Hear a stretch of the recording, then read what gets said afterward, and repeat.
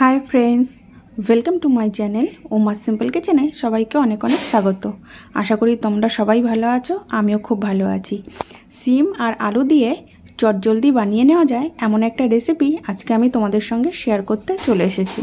तो चलो बंधुरा नो स्किप करे भिडियोटा देखते थाको। एखाने आमी कड़ाइते तेल गरम करे निয়েছি और तेलटा किन्तु परिमाण मतो दिए दिएछि। गरम हो जाওয়ার পরে আমি এখানে পাঁচফোড়ন দিয়ে দিলাম। পাঁচফোড়নটা খুব ভালো করে ভেজে নিয়েছি। এবার আমি এর মধ্যে দিয়ে দেব বেশ কিছুটা কুচিয়ে নেওয়া পেঁয়াজ। কুচানো পেঁয়াজগুলো আমি দিয়ে দিয়েছি। এখানে আমি বড় সাইজের দুটো পেঁয়াজ খুব ভালো করে কুচিয়ে নিয়েছিলাম। কুচানো পেঁয়াজটাই আমি তেলের মধ্যে দিয়ে দিয়েছি। এবার আমি পেঁয়াজগুলোকে হালকা করে নাড়িয়ে চাড়িয়ে নেব। দেখো বন্ধুরা, পেঁয়াজগুলোকে আমি কিন্তু খুব সুন্দর করে ভেজে নিচ্ছি। খুব বেশি ভেজে নেওয়ার প্রয়োজন নেই, হালকা কিছুক্ষণ 2 থেকে 3 মিনিট ভেজে নিলেই হয়ে যাবে। এখানে আমি পেঁয়াজগুলো ভেজে নেওয়ার পরে আমি এর মধ্যে দিয়ে দেব আগে থেকে লম্বা লম্বা করে কেটে নেওয়া আলু। এখানে আলুগুলোকে আমি লম্বা লম্বা করে কেটেছি আমার সুবিধার জন্য। তোমরা চাইলে যে কোনো আকারে কেটে নিতে পারো। সমস্ত আলু আমি পেঁয়াজের মধ্যে দিয়ে দিয়েছি। এবার আমি পেঁয়াজ আর আলু একসঙ্গে ভেজে নেব। যেহেতু পেঁয়াজ আর আলু একসঙ্গে আমি ভেজে নিচ্ছি, সেই কারণে প্রথমে কিন্তু পেঁয়াজটাকে খুব বেশি লাল করে ভেজে নেওয়ার প্রয়োজন নেই, তাহলে পেঁয়াজগুলো কিন্তু আলুর সঙ্গে ভাজার সময় পুড়ে যেতে পারে। দেখো, এখানে আমি আলু আর পেঁয়াজ খুব ভালো করে নাড়িয়ে চাড়িয়ে নিলাম। এবার কিন্তু আমি এর মধ্যে দিয়ে দেব স্বাদ মতো লবণ। লবণ আমি দিয়ে দিয়েছি। এবার আমি লবণটাকে খুব ভালো করে আলু আর পেঁয়াজের সঙ্গে মিশিয়ে নেব। মিশিয়ে নেওয়ার পরে আমি কিন্তু এর মধ্যে দিয়ে দেব পরিমাণ মতো হলুদ গুঁড়ো। পরিমাণ মতো হলুদ গুঁড়ো দিয়ে দিয়েছি। এবার আমি 2 থেকে 3 মিনিট আবারও কিন্তু আলু আর পেঁয়াজ একসঙ্গে ভেজে নেব। বেশ কিছুক্ষণ ভেজে নেব যাতে করে আলু আর পেঁয়াজটা একটু লাল লাল করে ভাজা হয়ে যায়। দেখো বন্ধুরা, এখানে আমি আলু আর পেঁয়াজ একটু লাল লাল করে ভেজে নিয়েছি।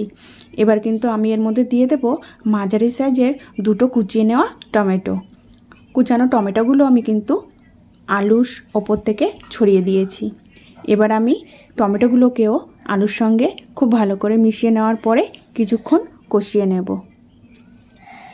এখানে আমি টমেটোটা দিয়ে দেওয়ার পরে 1 মিনিটের মতো কষিয়ে নিয়েছি। এবার আমি এর মধ্যে দিয়ে দিচ্ছি আদা আর রসুনের পেস্ট। এখানে আমি 1 চামচের মতো আদা রসুনের পেস্ট কিন্তু দিয়ে দিয়েছি। এবার আদা রসুনের পেস্টটাও কিন্তু খুব ভালো করে সমস্ত কিছুর সঙ্গে মিশিয়ে নিয়েছি। মিশিয়ে নেওয়ার পরে আমি কিন্তু খুব ভালো করে কষিয়ে নিয়েছি যতক্ষণ না আদা রসুনের কাঁচা গন্ধটা চলে গেছে। খুব সুন্দর করে কষিয়ে নেওয়ার পরে আমি এর মধ্যে দিয়ে দিলাম আগে থেকে ভালো করে কেটে ধুয়ে পরিষ্কার করে নেওয়া বেশ কিছু সিম আর মটরশুঁটি। এখানে আমি সিমগুলোকে টুকরো করে কেটে নিয়েছি একটু ছোট ছোট করে, আর বেশ কিছু মটরশুঁটির খোসা ছাড়িয়ে দানাগুলো নিয়ে নিয়েছি। সেই মটরশুঁটি আর সিমের টুকরোগুলো কিন্তু আমি সমস্ত মশলা আর আলুর মধ্যে দিয়ে দিয়েছি। দিয়ে এবার আমি 5 থেকে 7 মিনিট খুব ভালো করে কষিয়ে নেব যাতে করে সিমগুলো খুব সুন্দর কষানো হয়ে যায়। আর যেহেতু সিম খুব নরম সবজি, সেই কারণে কষাতে কিন্তু খুব বেশি সময় লাগবে না, খুবই সহজে নরম হয়ে যাবে, কারণ আগে থেকেই আলু আর মশলার মধ্যে লবণ দেওয়া আছে। এবার এখানে আমি খুব ভালো করে বেশ কিছুটা সময় ধরে কষিয়ে নেব। এখানে বন্ধুরা সমস্ত সবজি কিন্তু আমি বেশ ভালো করে কষিয়ে নিয়েছি বা ভাজা করে নিয়েছি। এবার আমি এর মধ্যে দিয়ে দিচ্ছি 1 চামচের মতো ধনে আর জিরের গুঁড়ো। ধনে জিরের গুঁড়ো দিয়ে দেওয়া হয়ে গেছে। এবার কিন্তু আমি এর মধ্যে দিয়ে দেব সামান্য ঝাল লঙ্কার গুঁড়ো। এখানে তোমরা চাইলে কাঁচা লঙ্কাও ব্যবহার করতে পারো।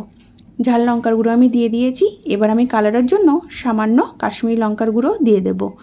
কাশ্মীরি লঙ্কার গুঁড়ো দিয়ে দেওয়ার পরে এখানে সমস্ত গুঁড়ো মশলা আমার দিয়ে দেওয়া হয়ে গেছে। এবার খুব ভালো করে আমি কিন্তু সবজির সঙ্গে মশলাগুলোকে মিশিয়ে নিয়েছি। মশলাগুলো মিশিয়ে নেওয়ার পরে আমি এর মধ্যে দিয়ে দেব সামান্য জল, যাতে করে গুঁড়ো মশলাগুলো পুড়ে না যায়। পুড়ে গেলে কিন্তু একদমই কালারটা ভালো হবে না, আর সবজিটা খেতেও কিন্তু একদমই টেস্ট হবে না। দেখো, মশলার মধ্যে জল দিয়ে দেওয়ার পরে আমি কিন্তু বেশ কিছুক্ষণ আবারও কষিয়ে নেব। কষিয়ে নেওয়ার পরে আমি কিন্তু এর মধ্যে দিয়ে দেব পরিমাণ মতো জল। আজকে যদি তোমাদের সিম আলু আর মটরশুঁটি দিয়ে এই রেসিপিটি ভালো লেগে থাকে লাইক করবে, শেয়ার করবে আর কমেন্ট করে জানাবে রেসিপিটি কেমন হয়েছে। আর আমার চ্যানেলে নতুন নতুন ভিডিও পেতে হলে অবশ্যই আমার চ্যানেলটিকে সাবস্ক্রাইব করবে। দেখো এখানে কিন্তু খুব সুন্দর করে আমি কষিয়ে নিয়েছি, খুব সুন্দর একটা কালার এসেছে আর দেখতেও কিন্তু দারুণ হয়েছে। এবার কিন্তু আমি এর মধ্যে দিয়ে দেব পরিমাণ মতো জল। এখানে বন্ধুরা আমি পরিমাণ মতো জল দিয়ে দিয়েছি। যেহেতু আমি একটু ঝোল রাখবো সেই কারণে আমি কিন্তু জলের পরিমাণটা একটু বেশি দিয়েছি। তোমরা যদি মাখা মাখা রাখতে চাও বা গ্রেভিটা কম রাখতে চাও তাহলে কিন্তু জলের পরিমাণটা কমিয়ে দিতে হবে। জল আমার দিয়ে দেওয়া হয়ে গেছে, জলটাও খুব ভালো করে আমি মিশিয়ে নিয়েছি। এবার কিন্তু আমি রান্না হতে সময় দেব। এখানে দেখো আমার ঝোল কিন্তু ফুটতে শুরু করে দিয়েছে। আমি একবার খুন্তি দিয়ে খুব ভালো করে নাড়িয়ে চাড়িয়ে দিলাম। এখানে শিম, আলু সমস্ত সবজি কিন্তু খুব সুন্দর সেদ্ধ হয়ে গেছে। আমি কিন্তু এই সবজির মধ্যে যতটা জল দিয়েছিলাম জল বেশ অনেকটা কিন্তু শুকিয়েও গেছে আর সমস্ত সবজি খুব সুন্দর সেদ্ধ হয়ে গেছে, সেটা কিন্তু আমি তোমাদেরকে দেখিয়ে দিয়েছি। এবার আমি এর মধ্যে দিয়ে দিলাম সামান্য চিনি। চিনি দিলে এই শিম আলুর তরকারির টেস্টটা কিন্তু আরও বেড়ে যাবে। এবার বন্ধুরা চিনি দেওয়ার পরে আরও কিছুক্ষণ আমি কিন্তু ফুটিয়ে নেব বা রান্না করে নেব। দেখো বন্ধুরা এখানে আমি 2 থেকে 3 মিনিট আরও রান্না করে নিচ্ছি।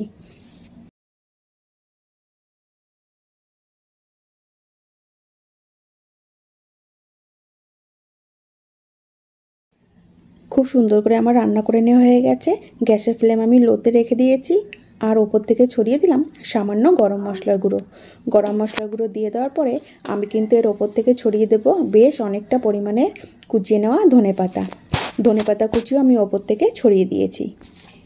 এবারে একটা খুন্তির সাহায্যে খুব ভালো করে আমি কিন্তু ধনেপাতা কুচি আর গরম মশলা মিশিয়ে নেব।